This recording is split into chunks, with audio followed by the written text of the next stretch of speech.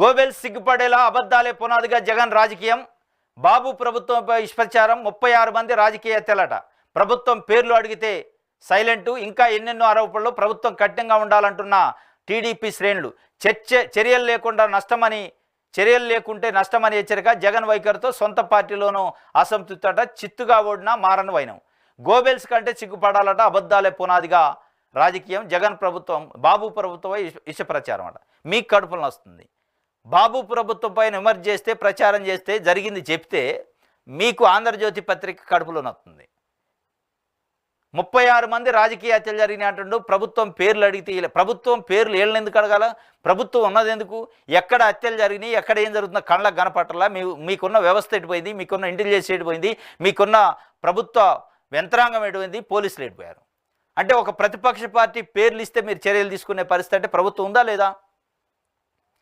ఏం మీకు కళ్ళకు కనపట్లే? ఇనుకొండలో రషీద్ హత్య కాదా? నిన్న సీతారాంపురంలో జరిగిన సుబ్బారాయుడి హత్య కాదా?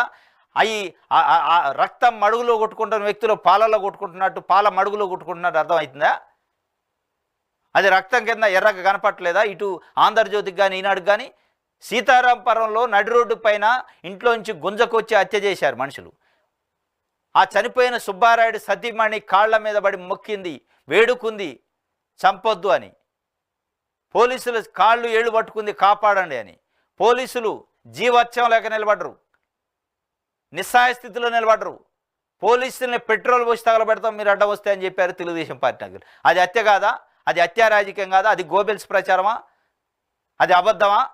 మీరు ఒక జర్నలిజం పేరుతోని దమ్మున్న ఛానల్, దమ్మున్న పత్రిక అని పేరుతో ఆంధ్రజ్యోతి నడుపుతుంది. ఒక నడి రోడ్డు పైన హత్య జరిగితే నిన్న ఎందుకు రాయలేకపోయారు? నడి రోజు పైన కొబ్బరి బొండాల కత్తితో రషీద్ అనే వ్యక్తిని హత్య చేస్తే ఎందుకు రాయలేదు? మీరు మళ్ళా సిగ్గుండాలి. గోబెల్స్ ప్రచారము, రాజకీయ హత్యలు జరిగినాయి అంటుండు. అసలు ఏం జరగలేదు. ఒక మనిషికి, ఒక చిన్న ప్రాణానికి కూడా హాని జరగలేదనే పద్ధతిలో ఆంధ్రజ్యోతి పత్రిక రాసింది. అది హత్య కింద కనపట్టలేదా? ఆయన మనిషి కాదా? అంటే వైఎస్ఆర్సీపీ అభిమాని అయినంత మాత్రం మనిషి కాదా? చంపేయటమేనగా. అంటే తెలుగుదేశం పార్టీ నాయకులు, చంద్రబాబు నాయుడుని అభిమానించే వాళ్ళే మనుషులు, వాళ్ళయ్యే ప్రాణాలు, వాళ్ళయ్యే ఆస్తులు అనే పద్ధతిలో ఆంధ్రజ్యోతి చెప్తుంది.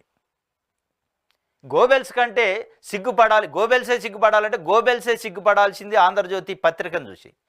ఎందుకంటే స్పష్టంగా కళ్ళకు కనపడుతుంది. 5 కోట్ల మంది ప్రజలు చూశారు నిన్న జరిగిన హత్య. మొన్న వినుకొండలో జరిగిన హత్య ప్రజలు చూశారు.